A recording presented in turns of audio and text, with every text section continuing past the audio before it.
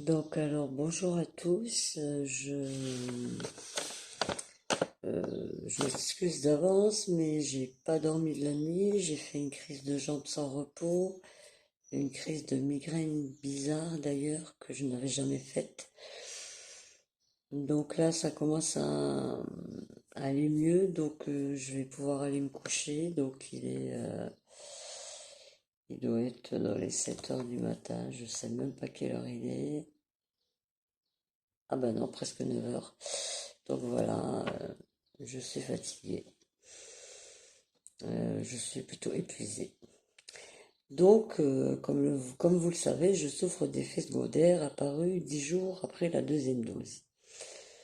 Donc, les violentes migraines qui m'empêchaient de m'exprimer, de comprendre, d'avoir une conversation, et de recevoir des gens tout simplement, hein. Ça a été réglé grâce au docteur Ox et à notre neurologue et mon médecin traitant qui m'ont trouvé un traitement. Donc, ça peut aller. Donc là, je vais vous parler d'une journée ordinaire. Une journée que je dirais où ça peut aller. Donc après, alors en fait, depuis le mois de mars, hein, dès le lever du jour, j'ai des douleurs au bras, étendues à l'épaule, à l'omoplate et à la nuque, donc du côté droit où j'ai été piqué, avec parfois l'arrière de la tête et la colonne vertébrale qui me brûle. Lorsque je me sens, lorsque je me sers de mon poignet droit et de mes doigts, j'ai des difficultés et des douleurs. D'ailleurs, je ne peux plus mettre mon bras droit en arrière car ça me lance une douleur tellement aiguë que après j'ai comme une paralysie dans le bras. Donc la fibromyalgie, elle cesse d'empirer au niveau de la douleur et bien sûr, elle est toujours aussi intense, hein, de pire en pire toute la journée. J'en ai pris là, c'est d'habitude. Donc après le repas de midi, je suis obligée de m'allonger au moins 1 heure pour reposer mon corps qui me fait tellement mal, surtout le dos. Donc à partir de 20 heures, en plus des douleurs matinales qui sont journalières à présent, le bras gauche aussi commence à me faire mal. À partir de 22 heures, l'omoplate, le poignet et la main gauche aussi, et une migraine peut ou pas se réveiller. Cependant, j'ai à l'arrière de la tête qui semble lourde et douloureuse, si bien que je ne peux me coucher dessus. Je suis parfois obligée de, de, de, de soulever ma tête. Alors, comme j'ai mal au bras, à la nuque et tout, je me dis, est-ce qu'un jour j'arriverai plus à soulever ma tête et qu'il me faudra quelque chose pour... Enfin bref, c'est pas très... voilà quoi. Voilà. Et donc, je peux pas me coucher dessus, quoi. Donc, je suis obligée de me coucher du côté. D'ailleurs, cette nuit, c'était tellement fort que j'ai pris donc un médicament pour la migraine, hein, le nouveau spray. Et ben, ça a pas trop. Ça a été un peu mieux, mais bon, j'ai quand même été obligée de me lever et comme vous le voyez, je mets pas ma tête contre quelque chose. Et quand je me couchais du côté, j'avais les névralgies aussi là. Donc, bon, en attendant, dans mes jours bons, comme je dis, comme dans les jours plus durs, hein, la mémoire proche ne cesse de se dégrader de plus en plus. Ça me fait d'ailleurs peur. J'ai demandé au médecin si ça allait pas donner Alzheimer. Le médecin dit non, que ce sont pas les symptômes.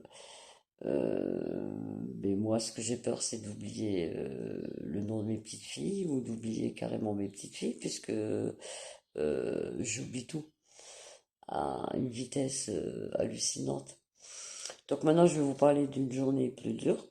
Donc en plus d'une journée normale, la fatigue est beaucoup plus imposante. J'ai en plus de ça des absences, de l'hypersensibilité, des migraines donc qui me provoquent des difficultés d'élocution et de compréhension, Toutes les douleurs sont plus fortes, la fibromyalgie, la nuque, le bras, la tête, et ça me réveille plusieurs fois par nuit.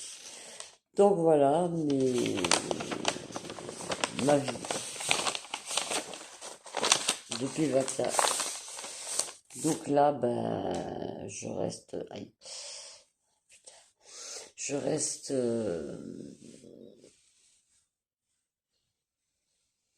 euh, excusez-moi, hein, mais comme j'ai pas dormi, je reste,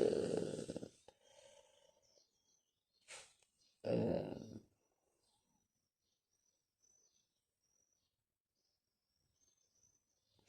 en fait, j'arrête pas, quoi. Je lâche pas, je lâche pas le morceau, je continue. Encore un neurologue à voir et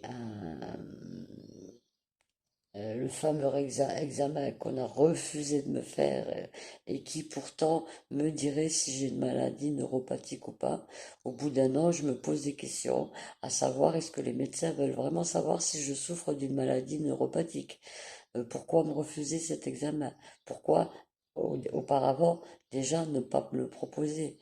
Pourquoi il a fallu que ce soit le docteur Ox qui me le propose, suivi de mon médecin traitant, certes, mais pourquoi, avec la demande du docteur Ox et la demande de mon médecin traitant, ce neurologue de l'hôpital de Metz a refusé direct, quand je l'ai vu, de me faire cet examen? Je viens faire un examen, j'ai deux papiers de médecin, je te demande pas de ton avis, je suis là pour faire un examen, tu me fais l'examen, stop. Le serment d'Hippocrate, il est où? Il est où? Dites-moi, il est où dans ces cas-là? Donc, je crois plus à la médecine, hein, vous l'aurez deviné. Donc, je veux continuer ces deux trucs-là parce que, voilà, je veux savoir ce que j'ai. Et ensuite, j'arrêterai de faire tous ces examens qui, bizarrement aussi, alors que j'en ai déjà fait auparavant, me rendent extrêmement malade. En fait, chaque fois que je fais un IRM, un scanner, euh, euh, ben, en fait, mon état se dégrade encore plus. Et je sens à l'intérieur de moi que, au niveau du bras, au niveau des poumons, ben, je vous parlerai plus tard du résultat de mon scanner avec les poumons. Je sens que maintenant mes jambes, parce que des bras c'est passé aux jambes quand même, hein, quand j'ai des crises fortes, la nuit ça me réveille même les jambes, le bras gauche qui commence à... Alors ça va terminer comment? Chaise roulante, alitement, ou quoi de pire? Euh, je veux savoir et je comprends pas pourquoi chaque fois que je fais des examens, ça me rend encore plus malade. Et bien entendu, les médecins ne vous répondent pas. Alors, à savoir que les médecins, bon, moi je suis empathique à cause de tous mes handicaps, donc j'ai le ressenti, je peux même, d'après la façon de, de se mouvoir, des grimaces et tout, je peux savoir ce que vous pensez ou ce que vous ressentez. Je ressens ce que ressent l'autre. Et il y a trois types de médecins. Donc, il y a celui qui croit vraiment que c'est pas le vaccin, que bah, à la limite tu peux pas lui en vouloir. Mais il fait quand même tous les examens et finalement il change d'avis en te disant au bout d'un moment, ouais ouais finalement vous aviez raison, c'était bien le vaccin. Comme mon médecin traitant qui m'a quand même toujours fait les examens. Bon, c'est vrai que souvent c'est moi qui ai demandé, mais bon, je, je ne suis pas quelqu'un de méchant et je pense que heureusement qu'il était là quand même. Bon, bah, le docteur Ox, merci merci, merci.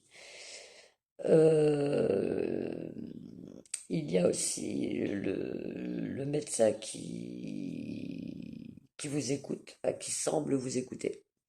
Et à savoir, il ne parle jamais de vaccin. Aucun médecin ne vous parle du vaccin, n'avance le mot vaccin.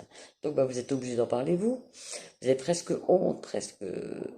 Et donc le médecin vous dit, alors oui, il vous répond pas. Mais comme s'il n'avait rien entendu, comme si... alors, vous ressentez une espèce de mépris, de j'en ai marre, de j'en ai rien à foutre, de encore une qui m'emmerde, voilà, vous sentez ça. Ou alors vous avez le médecin qui est gêné, qui pense peut-être comme vous, mais qui ne le dit pas, ou qui vous dit non, non, c'est pas possible, ça peut pas être le vaccin. Mais vous sentez, ça gêne, ça sera un médecin qui vous regardera pas dans les yeux, ça sera un médecin qui changera de conversation. Le précédent aussi, d'ailleurs, change beaucoup de conversation pour... tu vois, il t'écoute pas, mais il change de conversation pour être sûr de ne pas répondre à, à, à- à- à dire du mal du vaccin, quoi. Et donc le deuxième, c'est celui qui est gêné, qui te regarde pas dans les yeux, et le dernier, c'est celui qui te manque le plus de respect et te méprise totalement. Comme ce fameux neurologue qui a refusé donc de me faire l'examen qui pourtant aurait résolu la question. Et j'ai été outrée et je suis...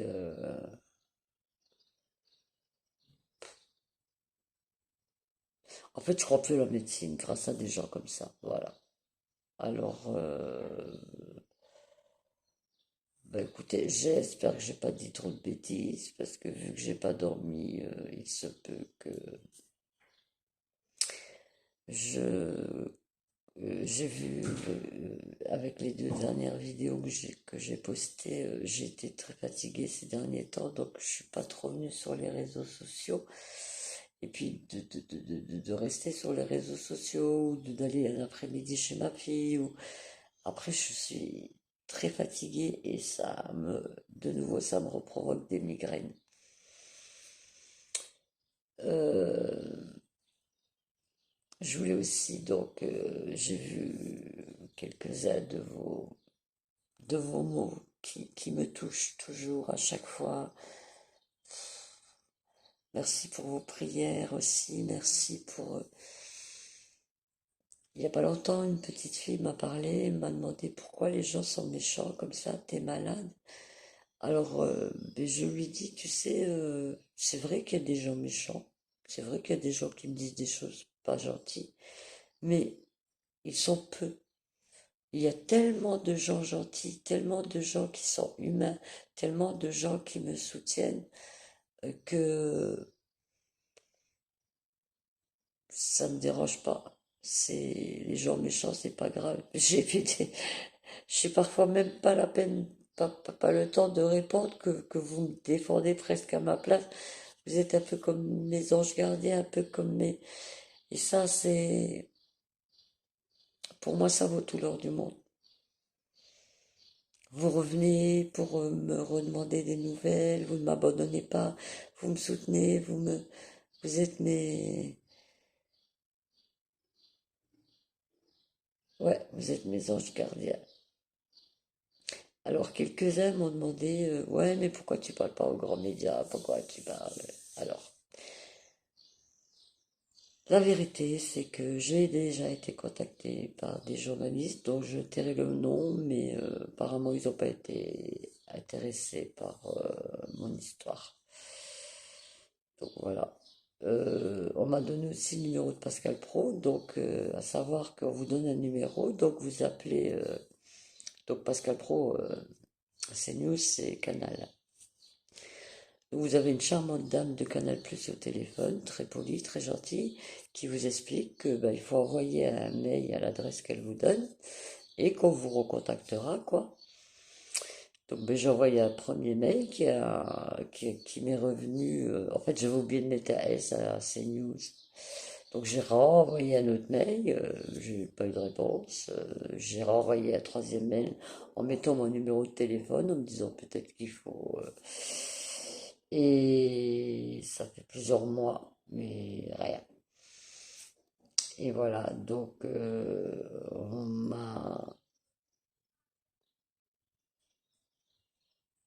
on m'a fait des promesses, si vous voulez. On m'a dit, non, mais t'inquiète pas, puis on va faire un. Alors le mieux, c'est c'est un monsieur, donc je tairai le nom. Euh, c'est un journaliste connu. Euh, il m'a envoyé un mail et il m'a demandé s'il pouvait faire une espèce d'interview sur moi au lieu de faire une petite vidéo, de vraiment que je développe tout. Parce que bon, sur un an, vous imaginez bien que il y a eu beaucoup de choses et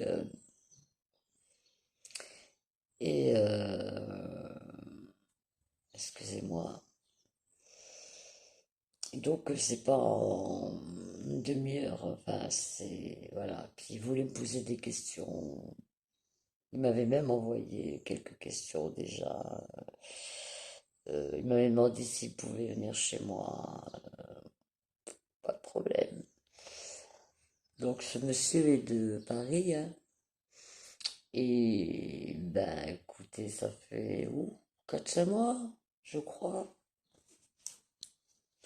Je sais pas, il doit venir à pied parce que il est toujours pas là.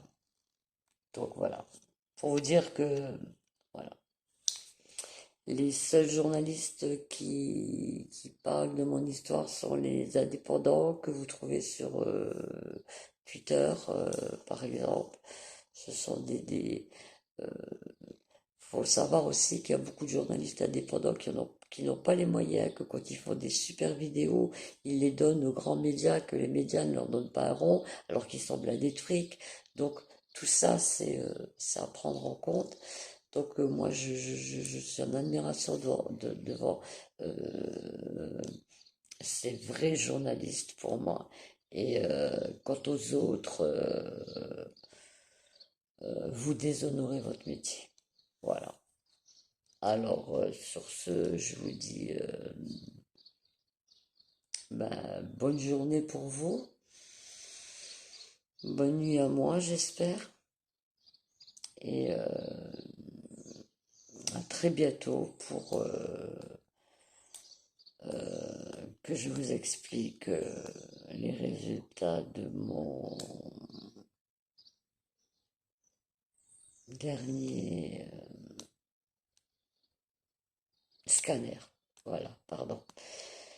Allez, bisous, faites attention à vous, ne vous vaccinez pas, et par pitié, je vous en supplie, protégez vos enfants. Et vous, les jeunes adultes, les ados, les jeunes, les femmes enceintes, les jeunes couples, ne vous vaccinez pas.